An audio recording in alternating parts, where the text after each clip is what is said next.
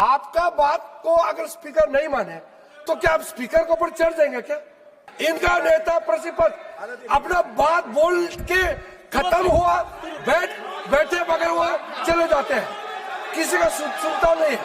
पहली बार मैंने ऐसा दृश्य देखा है, वहां से दौड़ के आते गले लगाने के लिए प्रधानमंत्री के ऊपर में जबात पड़ते हैं। ऐसा कोई नेता प्रतिपक्ष देखा है आपने जिंदगी में? आंकड़े देना शुरू करेंगे तो मैंने शुरू में कहा आप पछताएंगे। ऐसा इंसान, ऐसा माननीय स्पीकर के खिलाफ आप लोगों ने नोटिस लाया है, जो आपको इतना सपोर्ट करते थे, आप पूरा अपोजिशन पार्टी को इतना बड़ा दिल के साथ आपको मौका देते हैं, कभी भी पक्षपात नहीं किया, और आप उसी के खिलाफ में अविश्वास प्रस्ताव लेके आते हैं। सर सर वो दुखी है तो दुखी है, मगर क्या करेंगे, मजबूरी है। सर नेतृत्व के बारे में भी कहा गया है, हमारे जितने भी पूर्व के जो ऑनरेबल स्पीकर है उनके बारे में आज तक हम लोग ने जो भी देखा है, और माननीय speaker present speaker Om Birla जी के बारे में भी हमने जो देखा है, मैंने किसी को डाउन करके मैंने नहीं कहा। मैं ओम बिरला जी ने जो किया है, वो जब से अध्यक्ष बने उसको मैंने आपके सामने में आंकड़े रखा। अगर मैं पुराने वाले रखते तो भी राजनीति हो जाएगा, उसमें मैं नहीं जाना चाहता हूं। अब मैं कुछ पॉइंट्स, आज मैं नहीं चाहते थे कुछ पॉइंट बोले, मगर क्योंकि आज बात रखे हैं तो उसको जवाब के तौर पर मैं बोलना चाहता हूं। आप लोग धैर्य से बात को सुनिएगा। ये अविश्वास प्रस्ताव क्यों लाया गया है? इस अविश्वास प्रस्ताव लाने के पीछे में मानसिकता क्या है? कौन लोग हैं जो आज हम लोग इस विषय पे चर्चा कर रहे हैं? भारत के जुडिशरी हो, इलेक्शन कमीशन हो, कोई भी संस्था हो, इसको आप लोग ने अटैक किया है, उसको वो बाहर की बात है। लोकसभा स्पीकर के जो पद है आज तक बचा के रखा हुआ था। मैं सोच रहा था कई दिनों से संवैधानिक संस्थाओं के ऊपर में हमला जो करने का आरंभ हुआ 2014 के बाद, लोकसभा स्पीकर का पद को अभी तक क्यों बचा के रखा है? लेकिन अब मुझे पता चला कि भारत में लोकतंत्र को अगर हमला करना है तो स्पीकर का कुर्सी को हमला करो, ये निर्णय उन्होंने लिया।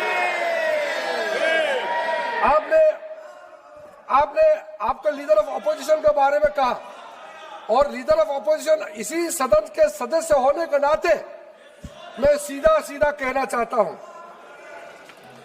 जब उस दिन नेता प्रतिपक्ष भाषण दे रहे थे, कहां से यह बात शुरू हुआ?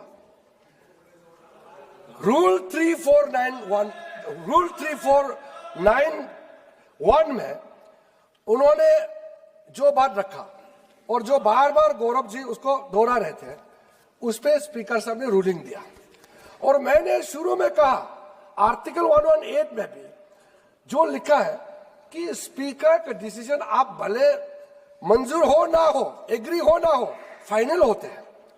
वही पंडित जवाहरलाल नेहरू जी ने कहा, वही राजीव गांधी जी ने कहा कि आप सहमत नहीं हो सकते हैं। लोकतंत्र में एक दूसरे के प्रति हम लोग तो लड़ते रहते हैं, लेकिन दुश्मन तो है ही नहीं है। ओपिनियन ऑफ डिफरेंसेस होते हैं, मत अलग अलग होते हैं।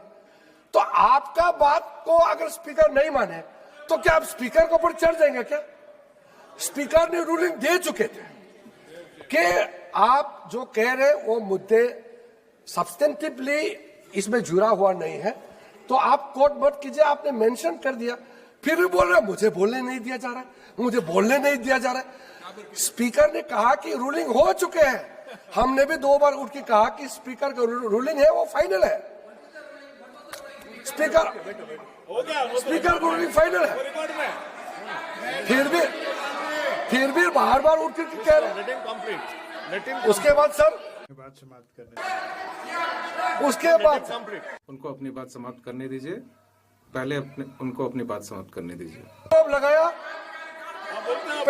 पहले आरोप लगाया उनको अपनी बात पूरी करने दीजिए।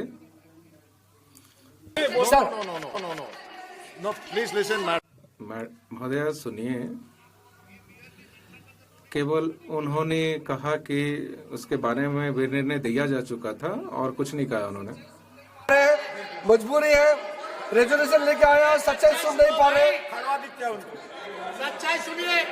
सभापति महोदय ये कह रहे हैं कि इनका नेता प्रतिपक्ष को बोलने नहीं देते हैं, ये कह रहे हैं।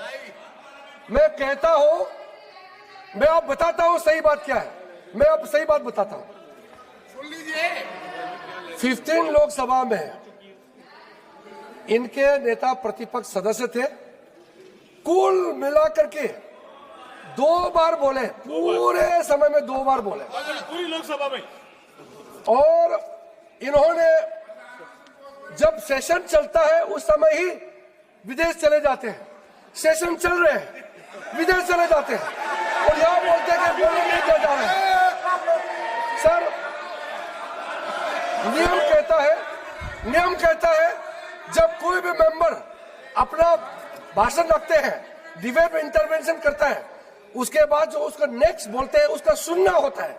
इनका नेता प्रतिपक्ष अपना बात बोल के खत्म हुआ, बैठे बगैर हुआ चले जाते हैं, किसी का सुनता नहीं है, किसी का सुनता नहीं है और बोलता कि बोलने नहीं दिया जाता है।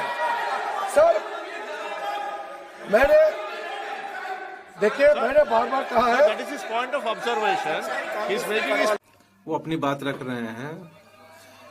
नहीं आप मत बोलिए, वो अपनी बात रख रहे हैं। ये मुद्दे नहीं उठाते तो मुझे बोलने का आवश्यकता। वेणुगोपाल जी बैठ जाइए, उनको अपनी बात रखने दीजिए। आप पहले उनकी बातों को सुन लीजिए। यहाँ माननीय प्रधानमंत्री जी बैठे हैं, पहली बार मैंने ऐसा दृश्य देखा है, वहां से दौड़ के आते गले लगाने के लिए प्रधानमंत्री के ऊपर में जबान पड़ते हैं। ऐसा कोई नेता प्रतिपक्ष देखा है आपने जिंदगी में? कमाल का है। और यहाँ से आकर के वहां बैठ करके अपने एमपी को देख करके आंख मारते हैं।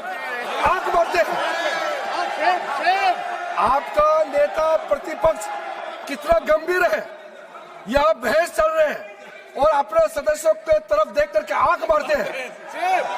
ये ऐसा नेता प्रतिपक्ष हमने पहली बार देखा है। और जैसा लीडर है बाकी तो ऐसा ही होगा। आप वहां बैठे हैं सभापति महोदय और आपको यार बोलते हैं और ये मेंबर चेयर को बोलते हैं यार, और बाद में यार मत कहा तो बोलते हैं यार कहने से क्या होता है, चेयर को यार कह सकता है। राज्यसभा में सभापति जो भारत के उपराष्ट्रपति हैं उसको बोलते हैं कलीग। नो सर, स्पीकर और चेयरमैन राज्यसभा ये कलीग नहीं है, वो कस्टोडियन ऑफ द हाउस होता है, वो हमारे कलीग नहीं होते हैं। आप उसके साथ हल्के फुल्के में मजाक नहीं कर सकते हैं। आप लोगों ने जैसा नेता हल्कापन दिखाता है वैसे उसका बाकी संसद को भी ऐसा बिहेव करने में मजबूर कराते हैं। ये ठीक नहीं है। आपके यहाँ में भी काफी अच्छे लोग हैं, आपके लोग में भी अच्छे हैं, लेकिन आप नेता प्रतिपक्ष उन्हीं को बनाया, हम तो कुछ नहीं कर सकते हैं।